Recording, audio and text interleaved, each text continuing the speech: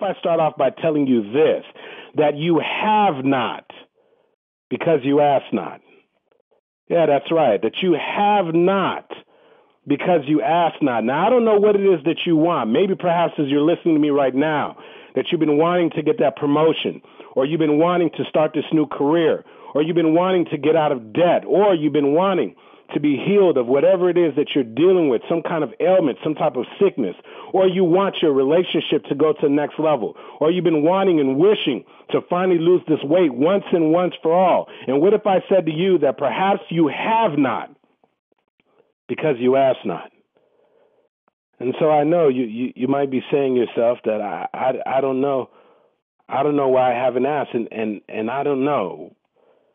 I don't know. We've all been in that situation where we didn't ask. Maybe the reason why we didn't ask is because we were lacking faith. Maybe the reason why we didn't ask is because we were afraid of being rejected. Maybe the reason why we didn't ask is because we asked one time before and we got told no. I don't know why. All I know is this, is that it's a universal principle. It's a law that unfortunately, if you don't open your mouth, if you're not willing to ask, then unfortunately that thing that you're looking for, that thing that you're wanting to manifest in your life, that oftentimes it won't happen. And so it made me think about the beginning of this year, around the month of February. You know, as many of you know, my passion is speaking and mentoring and coaching, and for many of you, I've had the opportunity to coach and mentor, or you've had the opportunity to meet me as I was in your particular town, maybe delivering a speech. But others of you also know that although I'm very passionate about speaking, that I'm also very much an advocate of investing. And one of the things that I've done throughout the years is invest in real estate.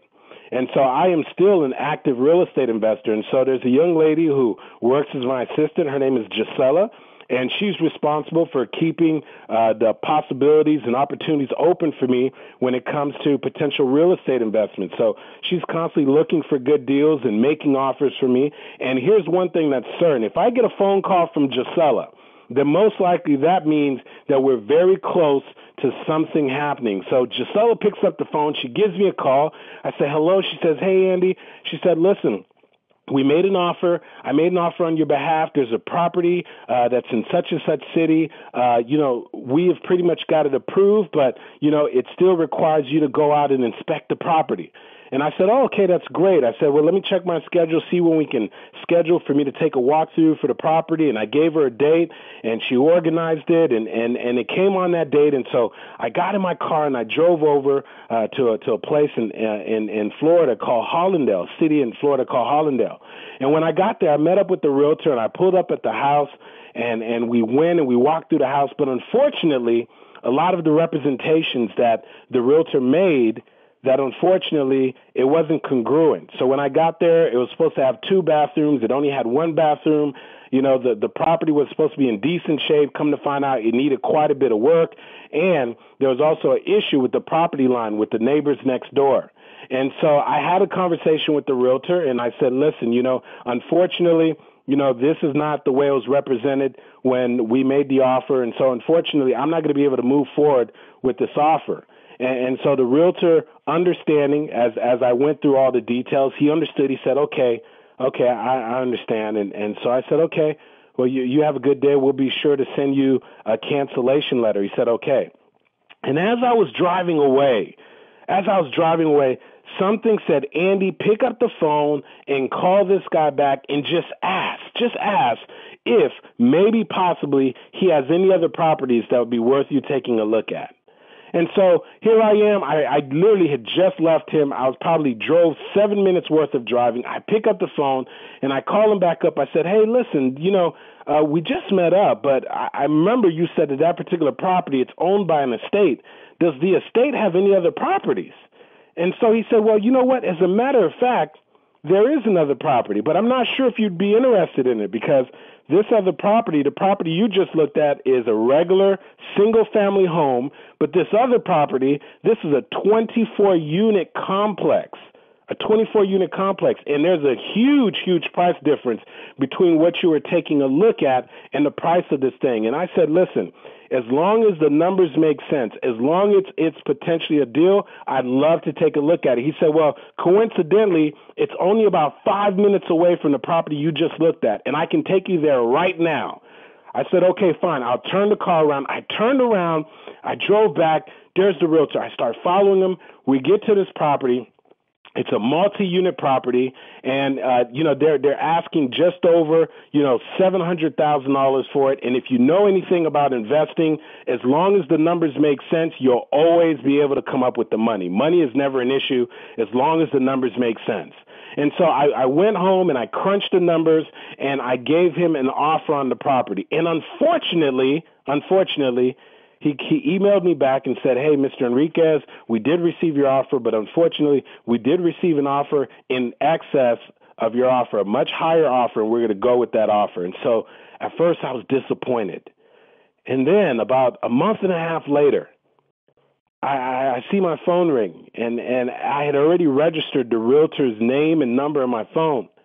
And so the phone's ringing. I pick it up. I say, hello? And he says, hey, Mr. Henriquez, how you doing? He said, listen, do you remember you placed the offer on that multi-unit about a month and a half ago or so?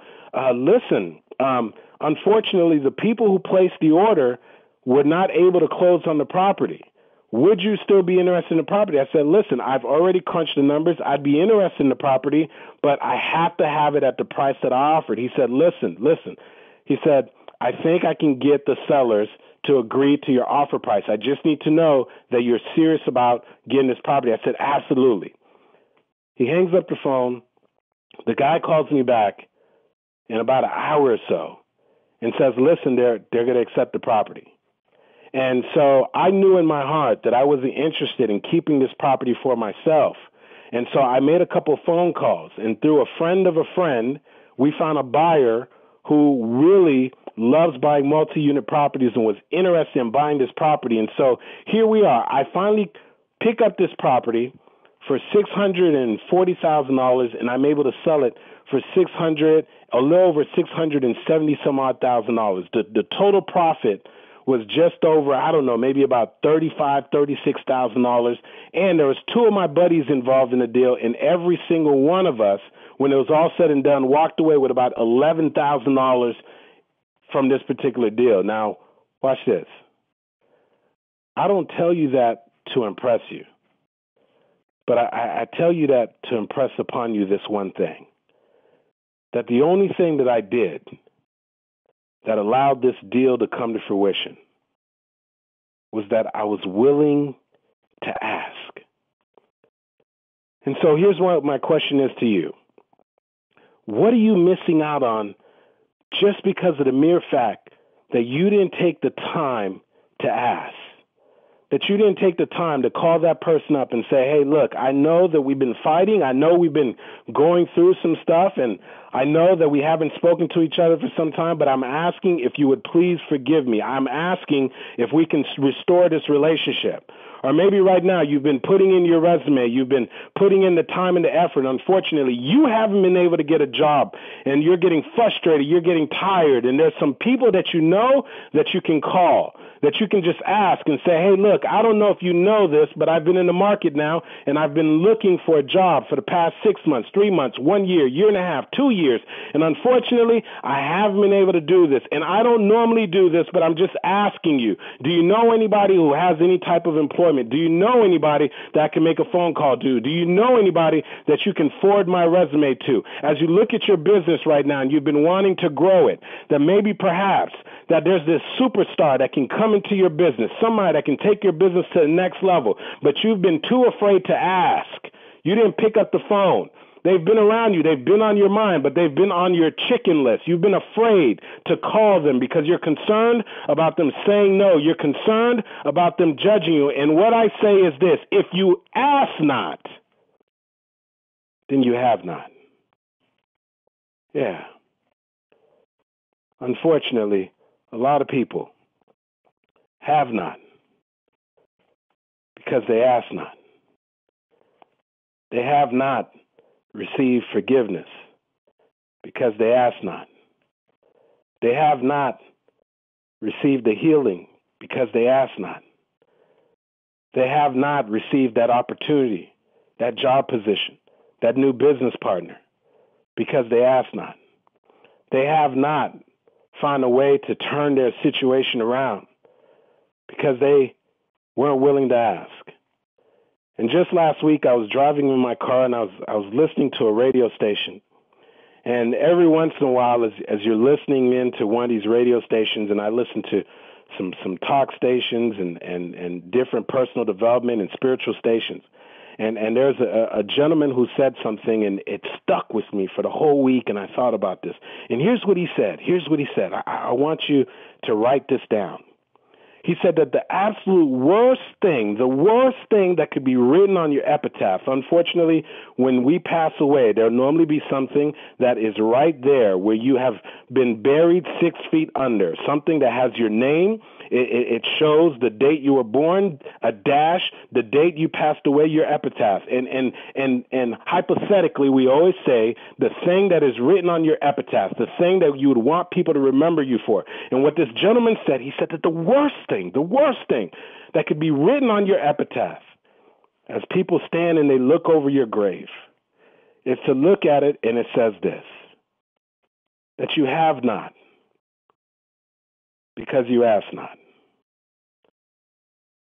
You have not lived a worthy life because you didn't ask to live a worthy life. You didn't make an impact because you didn't ask to make an impact. That you weren't the father, the mother, the sister, the brother, the person that you really should have been because you failed to ask at those important moments. And maybe it was because you lacked some faith. Maybe it's because you've been disappointed in the past. Maybe you just didn't believe that it was possible for you. And so, wouldn't that be horrible to realize that you've gone through this life and you didn't reach your full potential? You didn't do the things that God has placed you on this earth to do. That you didn't tap into this thing that's already in you. That you didn't dig deep, that you didn't find a way to go over the obstacles, that you didn't find a way to stretch, that you didn't find a way to grow, that you didn't find a way to conquer your dreams, that you didn't find a way to get out of debt, that you didn't find a way to take your business to the next level, that you didn't find a way to go ahead and change your physical health, that you didn't find a way to restore your marriage, that you didn't find a way to make it happen simply because you asked not. Yeah. You have not because you asked not.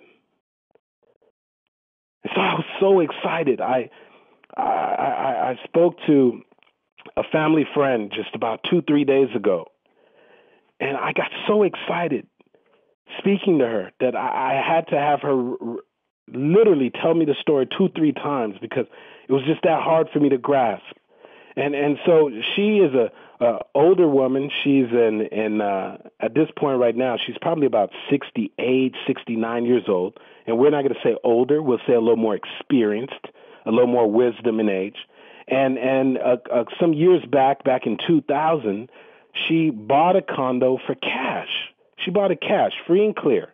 And the only thing she was responsible for is her insurance, her taxes, as well as her condo association fees.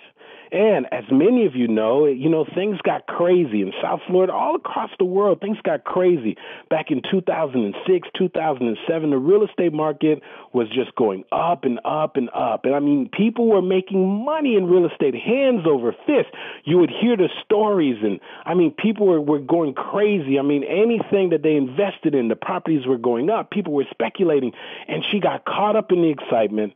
And she said, you know what, I got to get in on this action. So she went to the bank and she pulled out a home equity line of credit against her condo that she owned free and clear for about $75,000.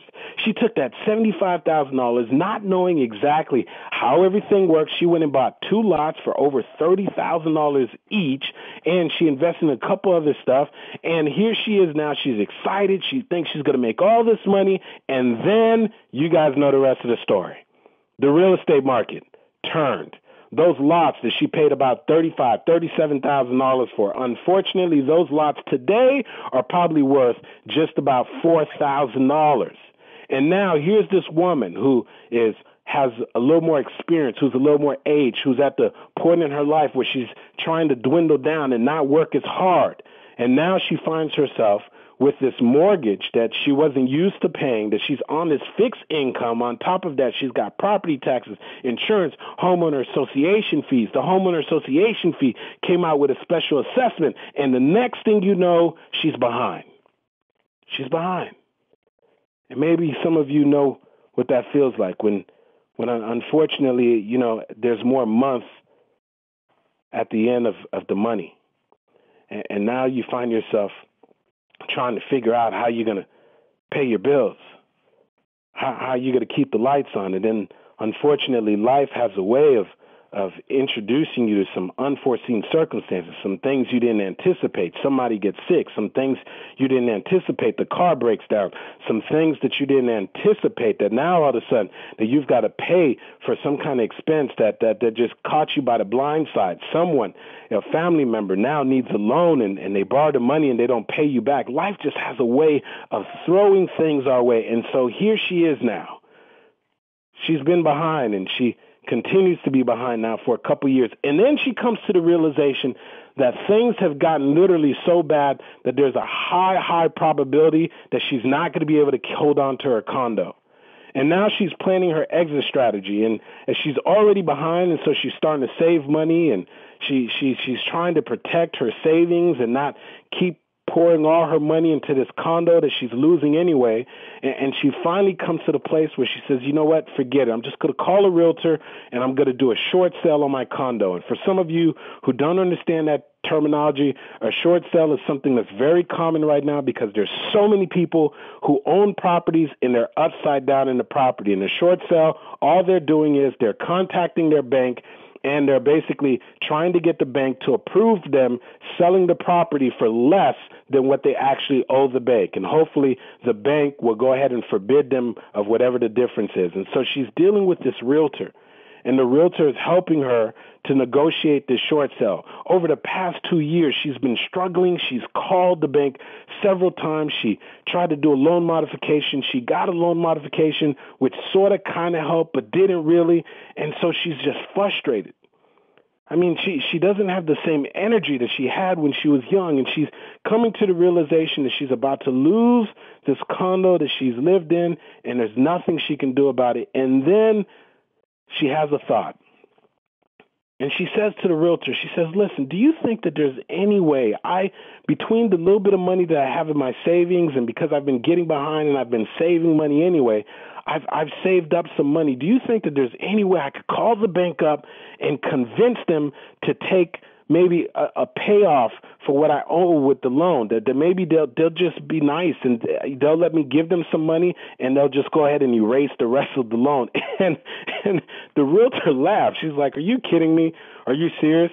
There's no way, absolutely no way that they're going to do that. And she said, matter of fact, if they did do that, then everybody would be doing that. Come on. I know this is a tough emotional process for you, but let's just deal with this short sale. And she said, the realtor told her this, but she said she didn't want to accept it. And she said that over the next couple of days, she found herself just continually praying and staying in meditation. And she said she was sitting in her living room. She was sitting on the couch, and she looked over at the phone, and something just told her, pick up the phone and call. Just pick the phone up and make the call. Just ask. Well, what's the worst that can happen? Just pick the phone up and ask. And so she picks the phone up, and she calls their department that handles the people who are behind and people who are trying to do loan modifications. And she calls the guy up and she explains, she said, listen, I own this condo free and clear. When the real estate market was booming, I got an equity line of credit. I made some investments. The things didn't go well. As you can see on the records, I've been struggling over the past couple years. I've attempted to get right, but I've just gotten too far behind. I've attempted to do some loan modifications with you. One of them went through. It still couldn't get things together. She said, listen, I'm telling you right now, I saved up some money. I have some money in my savings, and I was holding on to it because I came to a realization I'm going to lose this condo, and I just need this so I can make exit strategy. But let me ask you a question. Do you think is there any way that you can talk to somebody there that you can that maybe see that if they'll just look at my file and if they'd be willing to do some type of settlement, I'll do a payment and they'll just go ahead and start me over, just remove the debt, please. And she was expecting maybe a no. And so the gentleman on the phone said, he said, can you hold the phone for a second? I'm going to put you on hold, ma'am. Is that okay? And so he clicks over, he puts her on hold. She waits. He clicks back over. And he said, ma'am, I just spoke to the head of the department. And he said that we can do it. She said, excuse me, ma'am, I spoke to the department head, and he said that we can do it. Well, she said, okay. Oh my God, that's great. Do you do you know how much? I mean, I owe you guys just over $75,000 between everything I owe. I mean, what are they willing to settle for? And he said, ma'am, we are going to fax you the paperwork. And she said, awesome. I was going to ask you if I could get it right. He said, no problem. We're going to fax it. She said, when can you fax it right away? He said, ma'am, we'll have it to you within the hour. She waits patiently by the fax machine. Eventually, the fax comes through. She goes to the fax machine. She picks up the paper, and as she's looking at the paper, she can't believe what she's reading. And the bank is agreeing to wipe out her debt of just over $75,000 if she's willing to pay them $20,000 over the next 6 weeks, if she can come up with the money. She's in shock. And the reason why she's in shock is because $20,000 is exactly what she has saved up. And she can't believe that she's about to own this property again free and clear. After all these years of struggling, all because she was willing to ask. And so here we are, missing out on the blessing, struggling, questioning what's going on, all because we asked not. And so I put some thought into it. And I said, well, what's required in order for us to ask? And if you're a note taker, I want you to write these things down real quickly. What's required? Number one, you have to have some faith. You see, a lot of times we don't ask because we don't believe that it's even possible. That we don't ask because somewhere along the line we've convinced ourselves that it's not even a possibility that this person would say that, okay, I forgive you. We don't ask because we don't even think that it's a possibility that somehow, some way, miraculously, that our body can be restored. That we don't even think that it's a possibility that this marriage that's been struggling, that's on its last leg, that somehow, some way, that it could be salvaged. That we don't even think it's a possibility that this person would be willing to go ahead and assist us and get involved in our business, that we don't think it's a possibility that after searching for months and months that we're going to be able to get this job, and let alone get this job, but be able to get this promotion. That we don't think it's a possibility. And so we have not because we ask not.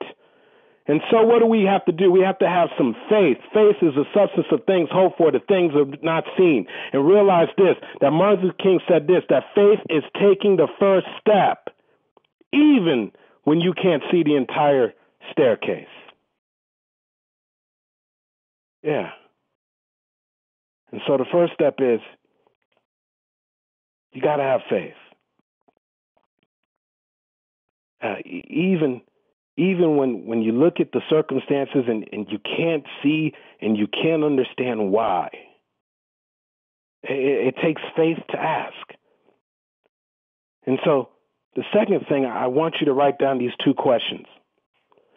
And I thank Star Barbara Toon for giving these to me, because I think they're powerful questions. And so the first question you have to ask yourself when you find yourself trying to figure out what is required in order for me to ask, the first thing you got to say to yourself is, what is the worst thing that could happen if I actually asked for that promotion? What's the worst thing that could happen if I actually asked this person for help? What's the worst thing that could happen if I actually asked for forgiveness? What's the worst thing that could happen if I asked, if I dug in deep and I asked that somehow, some way, that something shifts, that all of a sudden now these cells that are in my body, that somehow they reposition themselves and that my health recover? What's the worst thing that could happen? And then here's the second question. Once you've decided what's the worst possible thing that could happen, the next question to ask yourself is this: if that thing happened, if it happened, this worst thing that I have in my mind, that they said no, the worst thing that could happen, that I got rejected, the worst thing that could happen, that it didn't exactly work out the way I intended. Think of what that worst thing is, and then the second thing to ask yourself is this: would you be able to live with it? Could you live with the fact that they said, no, we're sorry, unfortunately, we're not hiring? Could you live with the fact that the person said, no, even though you're asking me for forgiveness, unfortunately, I'm not going to forgive you? Could you live with the fact that maybe perhaps you talk to this person about your business opportunity, they say, you know what, I'm sorry, I'm not interested right now? Could you live with the fact that you've gone to this person and said, hey, I want to take our relationship to the next level, and they said no, unfortunately? Could you live with it? And here's what I know, the chances are you could. Because somebody else has dealt with that rejection. Somebody else, unfortunately, things didn't work out, and guess what? They're still here. That no, that rejection did not take them out. And so once you've gotten past the point, then realize that you can ask and it's not going to kill you. Once you've decided within yourself that I'm going to exercise some faith, understanding this, that faith is a substance of things hoped for, the evidence of things not seen. Then finally, what do you have to do? The third and final thing, you just have to ask. Ask for that promotion.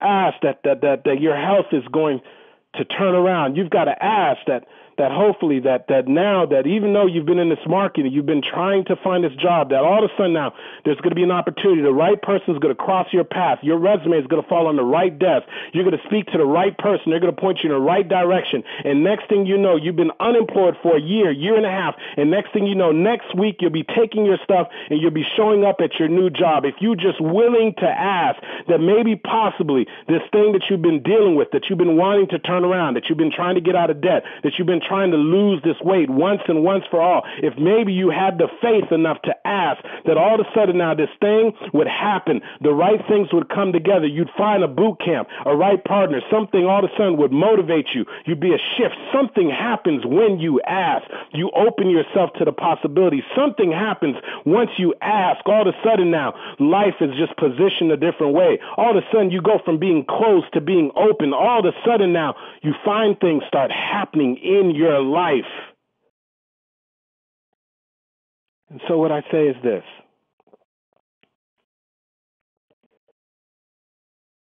that I agree with the gentleman that I heard on the radio,